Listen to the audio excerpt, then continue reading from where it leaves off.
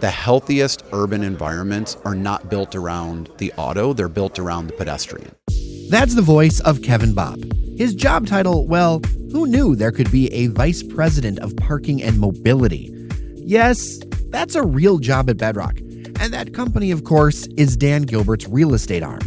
So welcome to Your Daily Detroit, recorded on Wednesday, June 12th, 2019. I'm Jairus Days. Today is an interesting discussion in light of the urbanization and repopulation, especially downtown, of the city of Detroit, and how one of Detroit's most influential companies handles thousands and thousands of people, including employees, visitors, and residents, coming and going to their properties. Before we do that, the Daily Detroit podcast is brought to you by Milo. Milo is a marketing agency that produces amazing experiences for audiences. They partner with their clients to drive business and create innovative content. Do cool stuff with them at milo.agency. So now to my conversation with Kevin, recorded at the Mackinac Policy Conference. I started by asking about his unique job title and what exactly does it mean to be a vice president of parking and mobility. So I think fundamentally what it means is that my team and I are tasked with managing Bedrock's parking asset portfolio along with our transportation network downtown. And I would say most importantly, both today and in the future, is trying to help create better mobility and transit programs that allow not just our team members, but our tenants and other guests and visitors to the city to get around. There are some unique challenges that Bedrock faces with all of their companies. You have a lot of employees that all need to get to work. And so there have been a lot of initiatives that you all have rolled out in recent times. Like there's the stuff with May Mobility. There is this, we covered it a bit on the podcast before about Scoop, the ride-sharing service. What brought you and the ride-sharing service together to make that thing happen? So, look, Detroit is obviously fantastic, and everything by design over generations was built around the automobile. And as we look at our opportunities to shape commute dynamics, not just for our team members, but for other people coming to and from the city, near term, the easiest way to create rapid and robust change is with carpooling.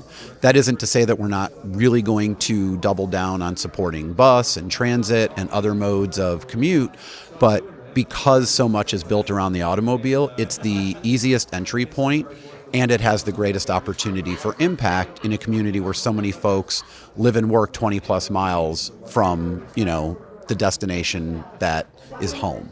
So when we started exploring companies that were in the carpool or sharing space, if you will, Scoop was by far the most reasonable partner choice for a variety of reasons. Number one, they have the largest platform. Number two, they have delivered the most rides nationally. Number three, they're the only one in this space that takes the time to do a motor vehicle background check for people that volunteer to drive as part of the program.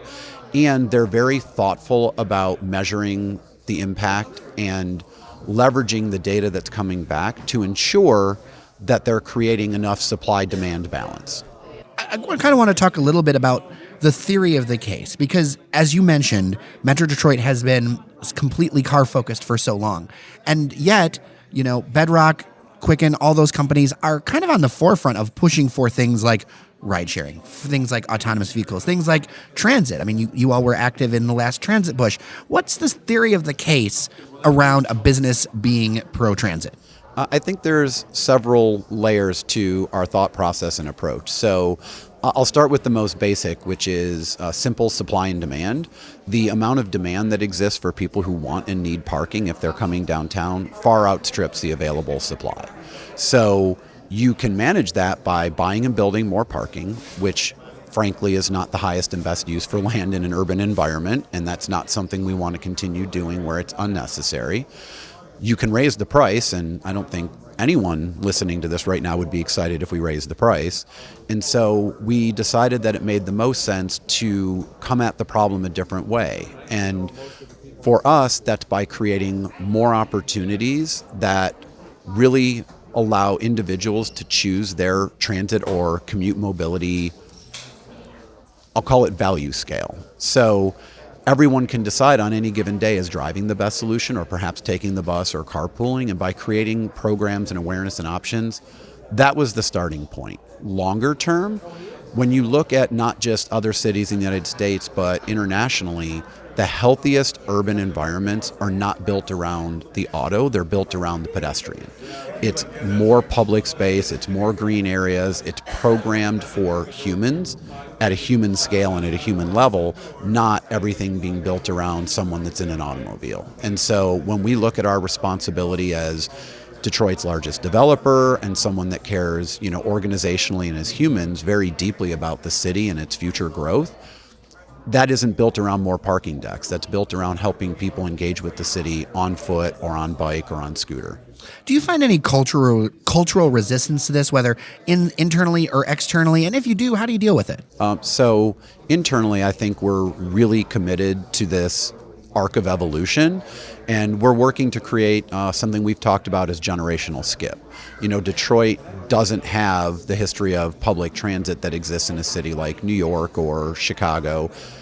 That's fine. We're going to come at the opportunity very differently. Detroit has a very different landscape, and so we're going to change our angle of approach. We're also not just the birthplace of the automobile, but we're going to really ensure through technology, through partnerships, through startups, that we remain at the forefront of mobility and automotive transit. As it relates to sort of more, regional resistance, it's very natural for people to be hesitant about any type of change. And in Detroit, not driving everywhere is a change. So instead of working counter to our human nature, we would rather spend time talking about the potential benefits and creating opportunity and awareness. So as an organization, we're physically offering incentives for people not to drive alone every day. We will actually pay our team members cash to commute differently, because we are confident once they experience different modes of transit, not only will they find that it's better and that their quality of life is improved, but we're doing it in a way that is thoughtful about their lifestyle. So instead of telling them what they should do, we create opportunity and incentive. One of the things I just have to ask, because we see the amount of progress that was made on things like auto insurance just today that was signed in with frankly, they went under pressure from your big boss, and they made that happen basically because of his direct pressure. Is that something that, what do you think about a future transit thing? We haven't talked about transit at all up here in Mackinac this year, to be honest. It hasn't been on the table because of roads and things like that. So is regional transit still on the horizon for you guys? Is that something in the future? Would you get behind something and making a run again at that? I think it's absolutely safe to say that whenever the next opportunity presents itself, we will be at the forefront of the conversation trying to ensure that regional transit happens, because, again, a healthy urban environment is not built around transit for the individual, it's built around transit for everyone. And creating that depth of resources and networks is vitally important to the region long term. And so I guess I kind of wrap up with, what's your vision for mobility and getting around Detroit, say in the next 5 years? What would you like to see happen, and what do you think could happen? So I think in terms of what we'd like to see happen, I think you're going to see, and I can say this with a great degree of confidence, really thoughtful and strategic technology platforms that allow people to more easily become aware of the options at their disposal. And if they're choosing to drive, they also know where they're going to park, and they can pay for it ahead of time. So the stress in commuting, even whether that's as a visitor downtown or someone who works every day in the city, you're immediately going to know what your options are on a daily basis at the touch of a button. And that's going to change dynamics radically. I think beyond having different platforms in place that give you access to options, the depth and breadth of those options will increase. So I think carpooling will become more commonplace and robust. I think you'll see the DART card, which launched just recently, expand so that other forms of transit are integrated. I believe that the bus networks will become more popular as people see that it's not scary and not inconvenient, but it is safe, reliable, consistent transit.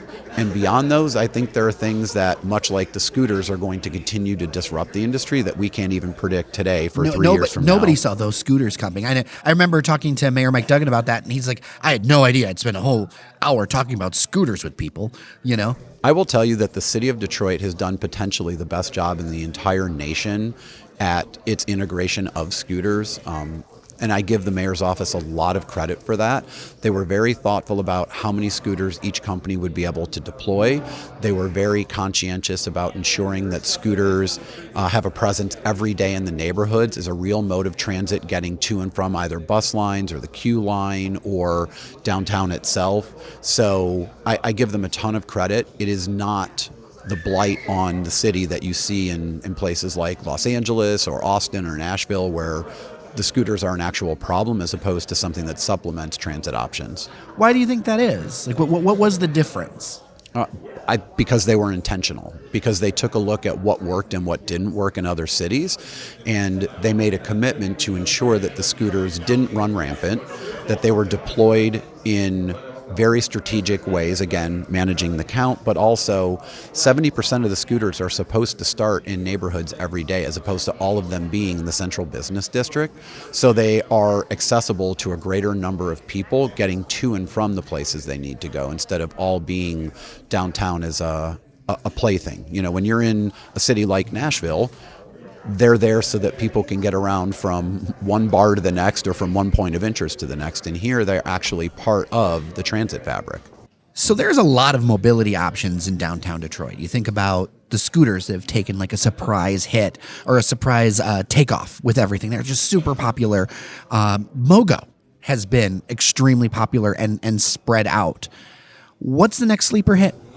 So I think in the next few years, as the density downtown increases, the amount of construction, people and businesses moving to the city, the people mover is really going to see its renaissance. You know, it was built 30 to 40 years too soon for Detroit's needs, but given the circulator route that it runs, the stops that it currently has, and the fact that it is both eminently reliable, you can almost set your watch by it, and that it is extremely affordable, the people mover is going to be the way that people get around the city, moving from point to point, both for business, work, and play. Man, that is a bold take. I mean, the people mover has been the butt of jokes for some people for years, but you're absolutely right. I regularly, and it's the thing I don't ever think about, I regularly use the people mover to get places downtown, especially if there's been, you know, it's raining, it's cold, and it's cold a lot around here, for sure. And, you know, that actually makes a lot of sense if you think about where it stops. I mean, you've got everywhere from the west side of downtown by, the new Book Cadillac Tower that's getting redone. And right next to that is the Book Cadillac Hotel. And you've got the Aloft and you've got Greektown. And exactly. I mean, so from the Rensen to the financial district, from, areas like Greektown, up towards the ballpark, you've got a number of stops that really serve a vast array of both needs and wants within the city, and it just could not be more convenient.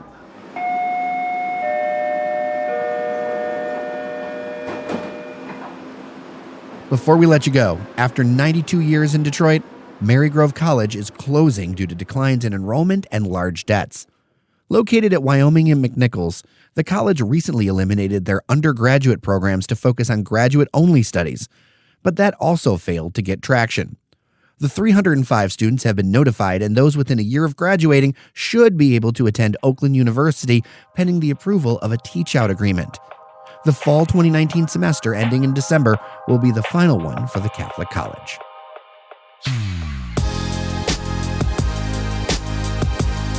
That'll do it for today's show. If you love what we're doing, here are 2 ways you can help push Detroit's conversation forward. First, tell a friend. The more people who listen to the Daily Detroit podcast, the more we can do. And second, if you can, consider becoming a Patreon and supporting the show. You can do that at patreon.com/dailydetroit. We have stickers and our undying gratitude to give to you in return. And as a quick heads up, Sven will be back tomorrow. With that, I'm Jer Stays. Take care of each other, and I'll see you around Detroit. You're listening to the Podcast Detroit Network. Visit www.podcastdetroit.com for more information.